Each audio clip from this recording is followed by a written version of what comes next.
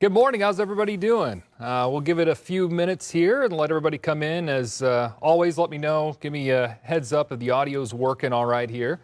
And we'll get everything kind of checked out.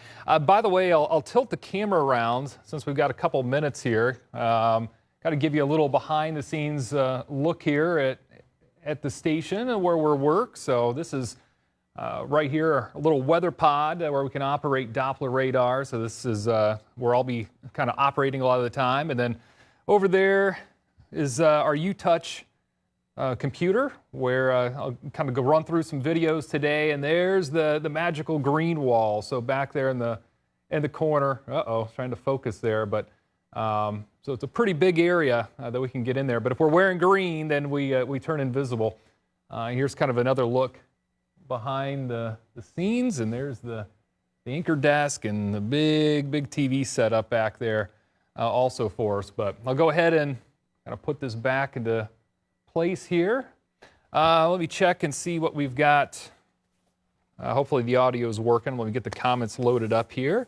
So today we're going to talk all about earth science. We're going to talk about earth science not only for today, but today, tomorrow, and coming up on Wednesday right here at 11 o'clock. And today it's all going to be about volcanoes. I got some really neat videos to show you here in just about a minute or so. Let's see. Let me get the feed set up here.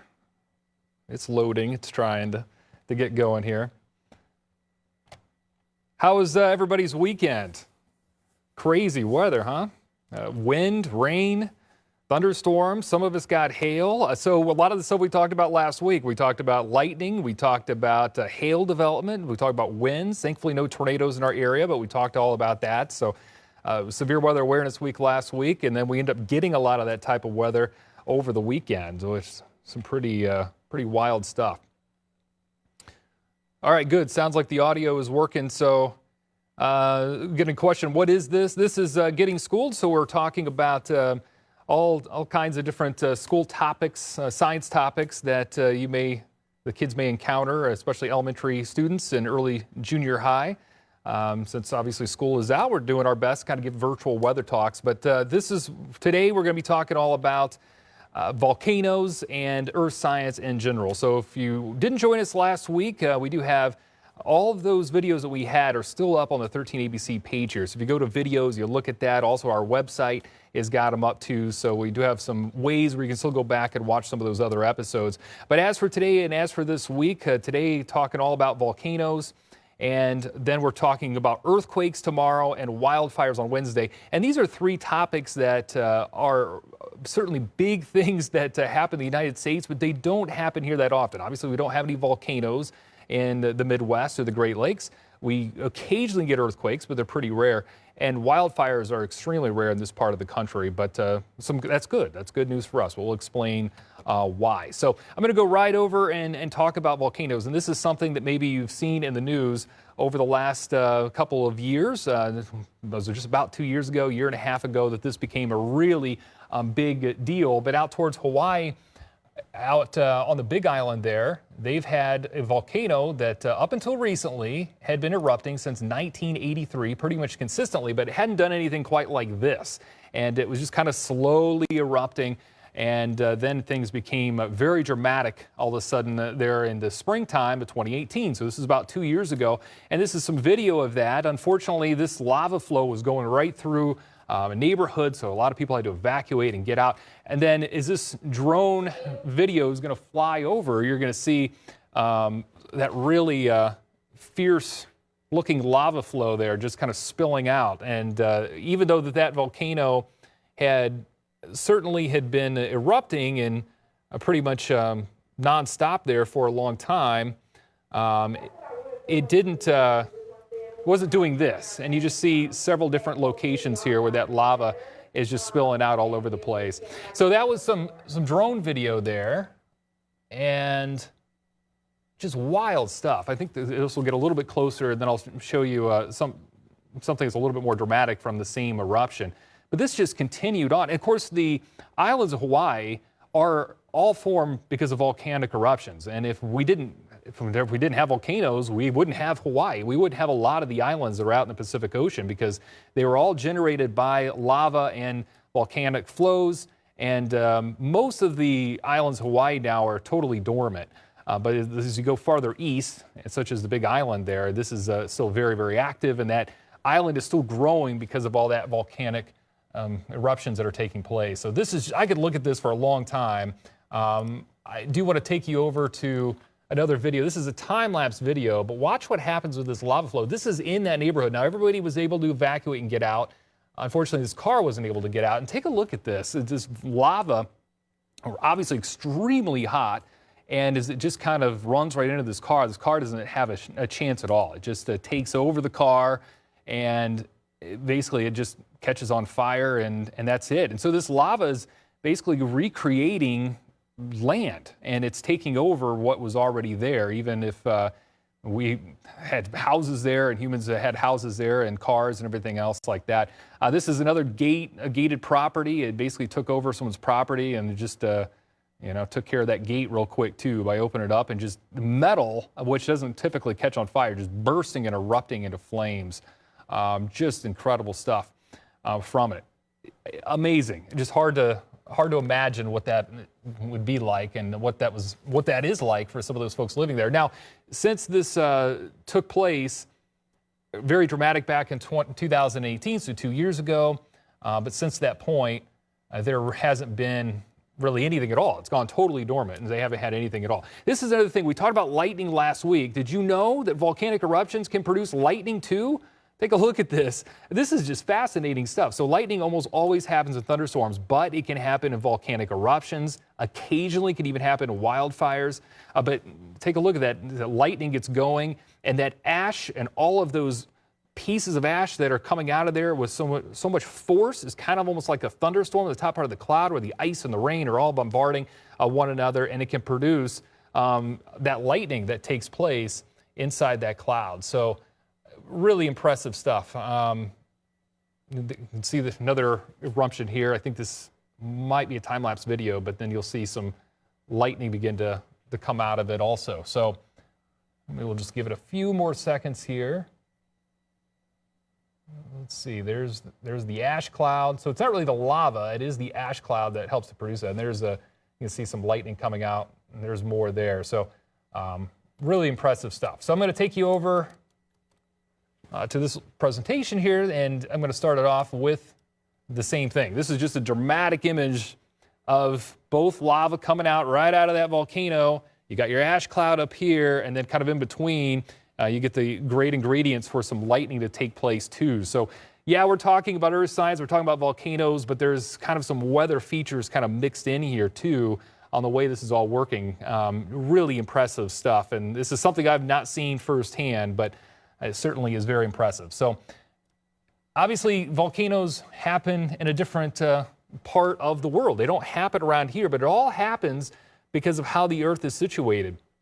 So this is a kind of a map of what's going on around the entire world. And so we live right about here. And even if you're watching it somewhere else, not in Ohio, but you're still in the United States, you're probably somewhere in here. This is the United States altogether. Here's Canada, here's Alaska up here that I just drew in. Here's Mexico, here's Florida, where you might try to go down to Disney World if they were open. That's where you would go. Now, if you head out towards the western part of the country, and you get out towards California and also the Gulf of Alaska, well, that's where it all sits on a fault line right there. And so these are different plates. The whole world is just kind of constructed on these different plates, and they shift and they kind of move. And that's where you get these big battle zones that take place across the entire world. And we sit right in the middle of that, so we don't really have to worry too much about these issues when it comes to volcanoes or even earthquakes for that matter, but others do. And if you look inside the earth or try to like cut a slice out of it, what you would see is that basically you've got the inner core, you've got the outer core. This is all really basically a lot of different metals that are almost liquefied, extremely hot and compressed in the center part of the earth. The crust, which is where we live on, is about 50 miles wide or so, and it's just this very top thin part of the earth. And that's all humans have ever seen. We've never been able to drill down inside the earth. Now, we've been able to get a pretty good idea of how these layers are constructed by doing some scientific experiments and looking inside, but nobody's ever drilled to the middle of the earth and actually gone right into the middle of it. But it's important to know what's happening inside the earth below the crust. And here's another view of it. So here's our oceans here, that you can see. Back on the other side, we've got our land masses. There's some mountains here. But it all has to do with how these plates are interacting with one another. So you've got one plate that runs right through here. And basically, this line that I'm drawing, that's a separation of where another plate is at. And these two, they kind of come together and they fuse together. There's so much pressure that's going on between all of those. And because of that, they're shifting, they're moving. They've been moving and shifting since the beginning of time. And that helps to create a lot of different flows underneath the crust that can help. Here's basically some convective currents that help to push up some of these little areas of lava in some cases. And this is kind of like how Hawaii was born, right? There's in the middle of the ocean, actually kind of in between some of these plates, helps to kind of stir up some of this lava and help to produce some of these volcanoes. And it starts below the water first, and then it just kind of grows and grows and grows and grows until finally it gets above the water. But that's exactly how Hawaii formed. But out towards California and Alaska, we've got volcanoes up into Washington and Oregon, and they're right on the edge of these plates. And so it's a little different as the motion is coming towards land, as things are kind of moving that direction. You get another area where you can get some lava to grow and it kind of builds up. And so it has to go somewhere, and it's kind of being squeezed up in a sense from underneath the plates of the earth into these areas right on the edge of the plates typically. And so that's kind of a look at what's happening. Here's a close-up look at that volcano as it forms. You get this lava to come in and it kind of spills in some of these cracks and kind of goes there to begin with. And then it comes up a little bit higher and finds some other ways to kind of seep out. And this is kind of what was happening in that video that I was showing you in Hawaii, is that you weren't looking at actually the top of the volcano here. We were actually looking at the sides coming out. So these communities where they were building these houses, they weren't on top of the volcano. They were 25 miles away from it, and they were just kind of on the edge of a mountain, but it was kind of breaking through and producing these spouts of lava that were kind of coming up in these little cracks on the side of the volcanoes where it was happening. So they had evacuated everything pretty early on towards the top of it. But the top of it's where the majority of that lava is going to come out, and it's going to produce all that ash. And then the lightning that we saw, it would be coming from basically our little cloud here. This is where our lightning would be coming from, if anything was to be coming from it. But you can just see kind of the whole motion of this and where everything's taking place. But you got to keep in mind, this whole volcano that you see here, this might be 20, 30, 40 miles, 50 miles wide in a sense. And that's a lot of space, and there are going to many times be communities and houses and stuff maybe on the side of it. So it's a totally different dynamic than where we live in this part of the country, but really kind of neat to see how all this works and how all of it is being kind of pressed up from the bottom of the earth. And here's something else I wanted to point out too, is that some volcanoes, they're kind of hidden. They're kind of below the surface. And this is one of it right here that's out towards Yellowstone National Park. Let me know, comment, have you ever been out to Yellowstone National Park before? I mean, that's a popular spot to go on some vacations. It's a beautiful national park. There's a lot of wild things that are kind of taking place there all the time. But you can see this is one picture of Yellowstone National Park. And if you can see this beautiful geyser and it's steaming up. And there's certainly a lot that's happening here with it. Let me see if I can go back here. You can see all the colors here on this side of the screen and all the steam. It's kind of right in the middle. What's happening is where we are, we're looking at the top, we're kind of right in the middle of this, what's called this big magma pocket and this little dip here in Yellowstone. And there's tons and tons and tons of geysers and steam rising up. And that's from magma that's heating all that up. It just doesn't look like a typical volcano. It's right there below the surface. And so it's not your typical volcano, but it is a very, very large pocket of magma. And it has exploded in the past, and it is believed that at some point in the future. It might be 10,000, it might be 100,000 years from now, but this could explode again. But in the meantime, it's just heating up all these geysers, and there's tons of steam. And if you've been out there, have you ever smelled it? It smells like rotten eggs. It's really stinky, but it's all from the same thing that's being heated up here from that magma. And when volcanoes do blow up, it impacts the weather quite a bit too. So back in the year 1816, I know it was a long time ago, but 1816, the year before, there was a big volcano that erupted, and there was so much ash that got clear up in the top part of the atmosphere that once it got up there, it couldn't really fall. It just circulated around the globe, and it stayed that way for about a year or two. And it did a couple things. One, it produced really colorful sunrises and sunsets. Beautiful. So of course, we don't have pictures from 1816. It was a little different back then, but seeing the descriptions of it almost nightly, you had a really vibrant, colorful sunrise and sunset because that ash actually got up there. It was really tiny particles, and it started to block out some of the sunlight. It started to interact with the sunlight in a certain way. We know as meteorologists that our most beautiful sunrises and sunsets come when we get high clouds that interact with the sun. You actually want some clouds up there, but not a lot of them. Well, that ash was basically doing the same thing. So that ash was filling up the sky and creating some of those sunrises and sunsets by doing that. But it also, because it blocked out the sun, cooled things down. And temperatures were already cold enough, but it cooled things down so much that the crops didn't really like to grow too much at all during that summer. There was snow that fell during the middle of June. It was early June. There was a lot of frost in the late part of June and then July, and then it happened again in August. So it's like every time that farmers or gardeners tried to plant anything, it started to get wiped out, and it was really cold, and it caused a lot of problems for folks. So back then, you could just run to Walmart or run to Kroger and get these groceries. A lot of times you had to grow whatever it was you're going to have and then store it for the year, and that really caused a lot of problems.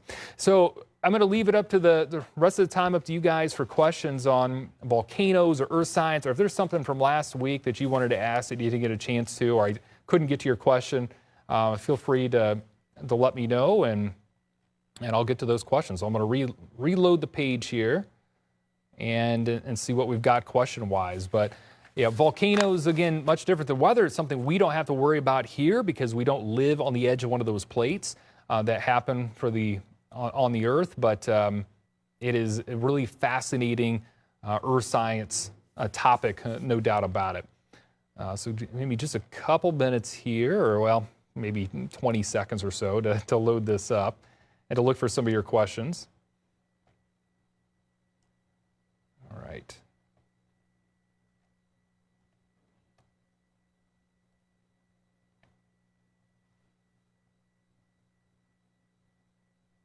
Okay. All right. Let's see. Does anybody have any questions about what we're looking at? I could only, for whatever reason, only see a few comments here. So let me try to check something else. How does lava form or cool down? So lava is being formed because you have so much. The lava itself is extremely hot already when it comes underneath the Earth's surface. So everything's being compressed. It's very hot. That's basically the state of it. But when it does erupt, eventually it's going to cool because even if it's a hot day and it's 100 degrees outside, that is cold, very cold compared to that lava. So as time goes on and the air surrounding it, it's just going to naturally cool down. Calvin wants to know, how do you get away from a volcano? Well, that's a really good question. So we don't have to worry about it here, but if you were out in those locations, volcanic eruptions are usually predicted days in advance. Usually there are signs that a volcano may erupt because you start getting a bunch of little earthquakes that form, and that's a sign that the volcano might be waking up. And so already there'll be some warnings that come out at that point about, okay, you may think about evacuating, or this side of the mountain may be in trouble. With that said, there's also spots close to where Mount Rainier is. Mount Rainier is a very large volcano. It's in Washington State. It is not too far away from Mount St. Helens. Mount St. Helens did blow up in 1980 and definitely caused a lot of issues. Mount Rainier is a much larger volcano. If it were to erupt, it has the potential of being even bigger. So there are folks that are in those surrounding communities, and they do have some sort of warning devices that may go off if they get caught in a big ash flow or something like that, so they can evacuate and get out of there before it were to happen. Is what they're looking at. Let's see, how many volcanoes are there in Hawaii? A lot. Even on the Big Island itself, there's 2 or 3 active volcanoes, at least 2. I know that for sure. But all the Hawaiian Islands are made up of either active volcanoes or volcanoes that used to be active at one point. That's how they were all formed. And so even not only the main islands, but even the smaller ones. And there's another island, probably not in our lifetime, but there's another island to the east of the Big Island that will likely develop. So right now you get the main islands that are out there. We think of those as those are the Hawaiian Islands, but at some point there's going to be new islands develop to the east of where the Big Island is right now, unless it kind of grows up and ends up kind of merging and morphing into that Big Island that they have out there. But that's still an evolving thing that as time goes on, the islands clear to the west are going to slowly begin to erode and sink down with rainfall and everything else, and they're going to kind of go back down below the ocean, and new islands are going to form to the east of that. So this is an evolving situation out there. It's really neat. So Solomon wants to know, how long does it take for lava to get to the top of the volcano? Well, it depends. It usually, a lot of times, will start to build up, like what happened out in Hawaii. The lava started to build up, and then actually what happened in the top of that volcano, it never erupted in that situation where there was a huge plume of lava going straight up into the sky.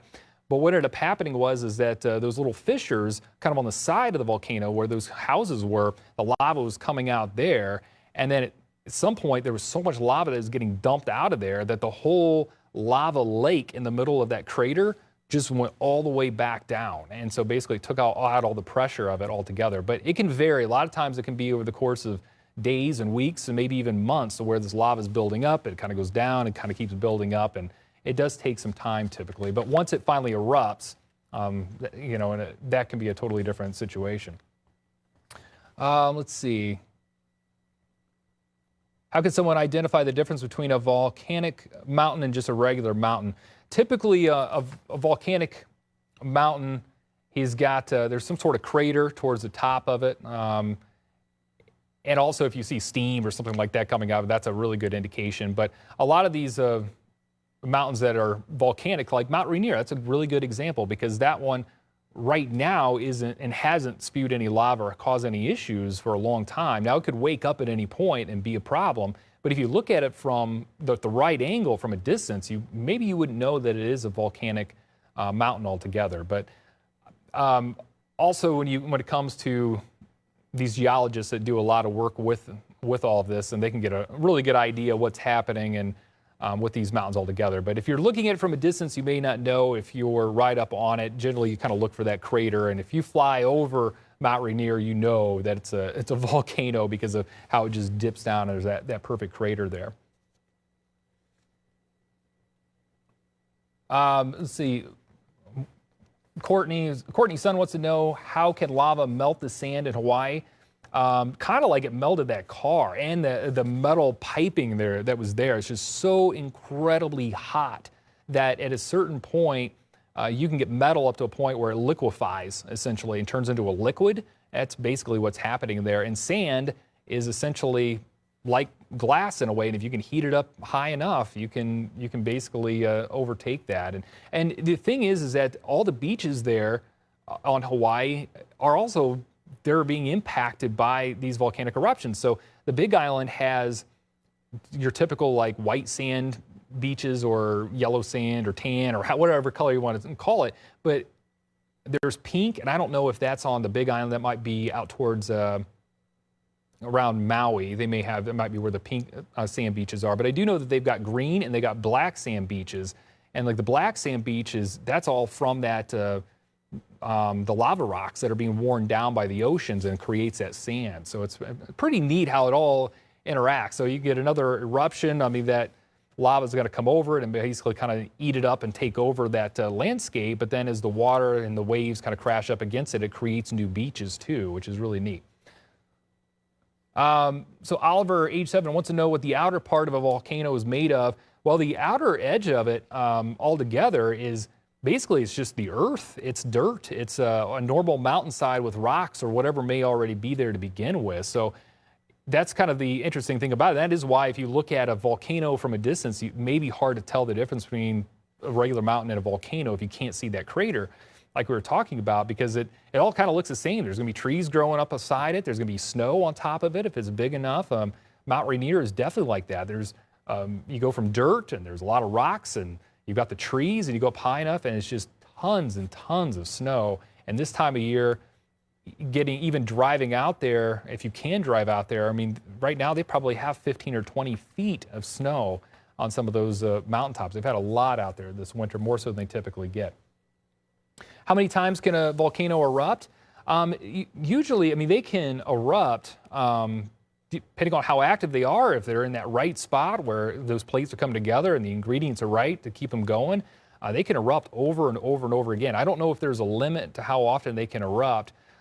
A lot of times with time, though, things begin to shift. And Hawaii is a great example because at one point, like Hawaii is clear into the western part, and it's a very lush jungle type of environment now, and it's not an active volcano. You go over to Hawaii, which is a big island, it very much is a very real, actually a couple different volcanoes there that continue to erupt and continue to build onto the island, and it's still kind of an active thing where it's being built up. So it just depends on where you're at. As time has gone on, the great ingredients for that lava coming up has shifted farther and farther to the east instead of the west. And so that's why those other volcanoes have basically kind of fallen apart and you get new growth the farther east you go.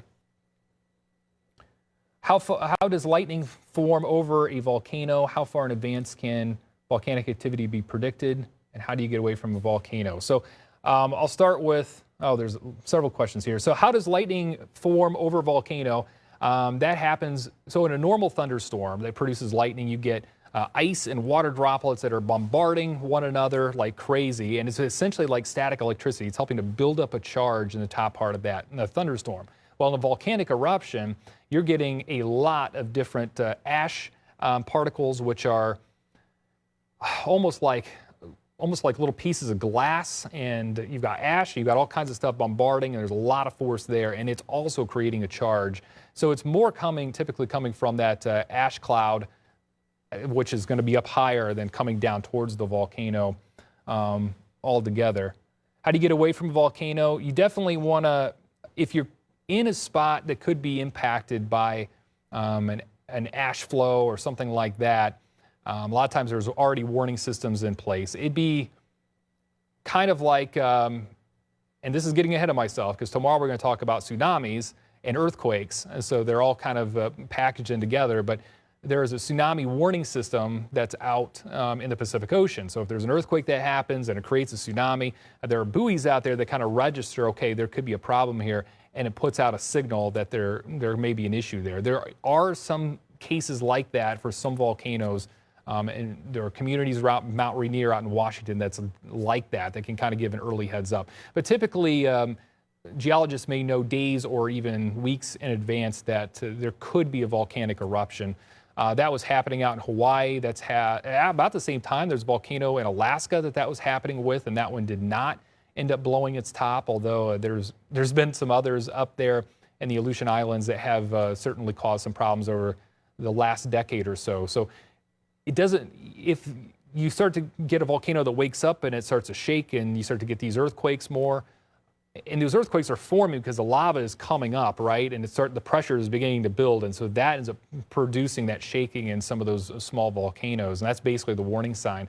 But for a lot of these geologists, they get a good warning, maybe days, weeks, even months in advance that something may end up happening as they start to wake up. But that doesn't mean for sure that there's going to be a volcanic eruption because there's still a lot of unknowns there. And sometimes they wake up and then they go back to sleep and they decide never to erupt in the process.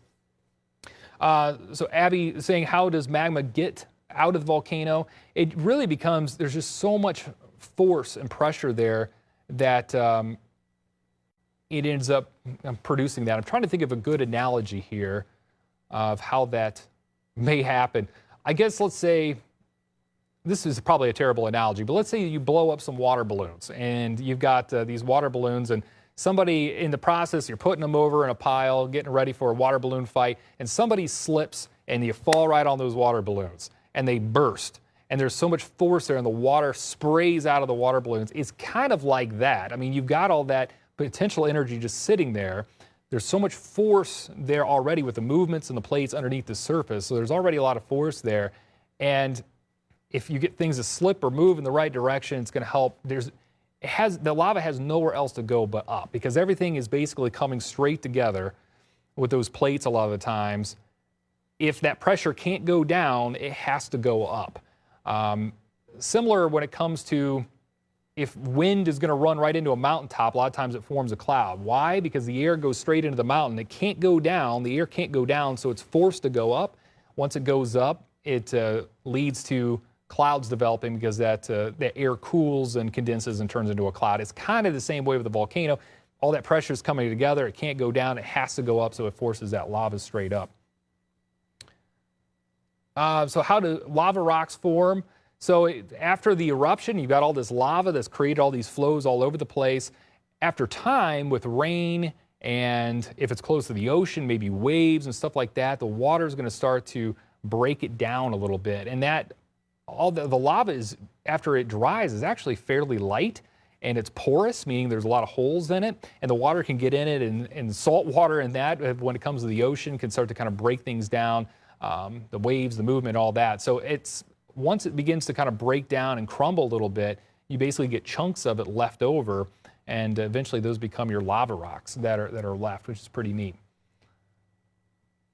How hot is lava in order to melt rock?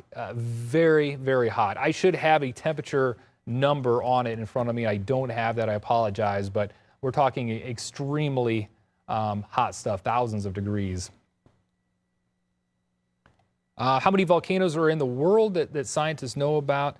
Not real sure how many we're talking. Again, we're talking hundreds and thousands, and we're talking thousands of volcanoes around the world. I don't know how many there are. There probably is a pretty good estimate out there, and apologize, I don't have that in front of me. But it really, when you look at a map, and tomorrow when it comes to earthquakes and volcanoes kind of blend together quite a bit. So tomorrow I'll end up talking about this, but there's going to be a map tomorrow that I'm going to show that's got basically all of the large earthquakes that have happened around the world over the last like 100-some years, 120 years, I think. And that's essentially the same spot, or very close to it, where the biggest volcanoes are around the world. And there's, we've got what is called, I don't think I've got the map here today, but we've got what's called the Ring of Fire. So it goes from the South America, goes up to Mexico, goes through California, Washington, Oregon, wraps all the way up to Alaska, and then goes clear over towards Japan, and then goes all the way down towards Asia, and you end up getting this huge circle basically on the outer edge of the Pacific Ocean, and that's what's called the Ring of Fire, because that's all volcanoes lined up around that big ring. And so there's a lot of volcanic eruptions that happen in that zone. There's a lot of earthquakes that happen in that zone too. Can volcanoes disappear? Yeah. So there are volcanoes that have a lot of these Pacific islands that have formed. They're formed because of volcanoes, so they go up. The magma keeps building on itself until eventually it gets above the water, and then you've got an island. And then after the volcano's gone and the oceans and the rain and everything else kind of continue to work on it, it begins to slowly sink back down into the ocean and begins to wear away altogether.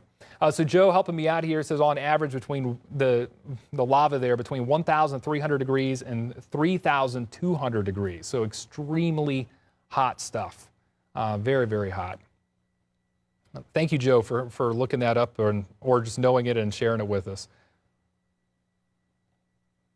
Let's see, can volcanoes get smaller? Yep, they can absolutely kind of wear down with time.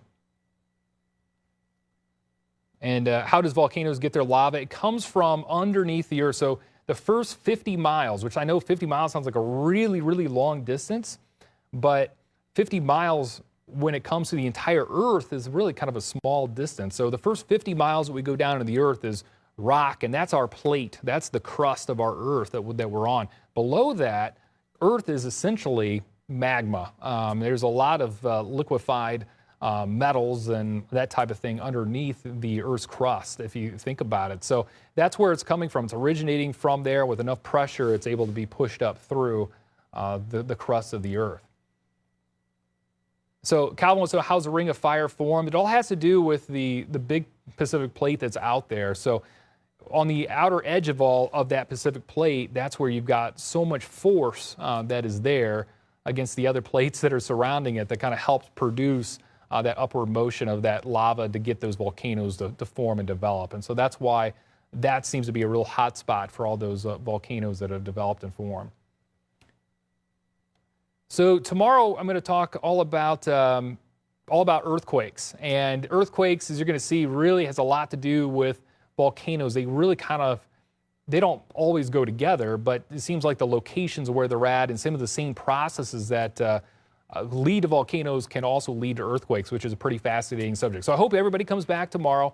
If you know some other people later on that want to watch more about this on volcanoes and didn't get to watch it today, it'll be up here and they can come back and watch it at that time also. But we'll talk all about earthquakes tomorrow. We'll talk about wildfires, another big threat, natural disaster that we almost never have to worry about here in Ohio, which is a nice thing. But we'll talk about the science behind that coming up on Wednesday. So I hope you come back.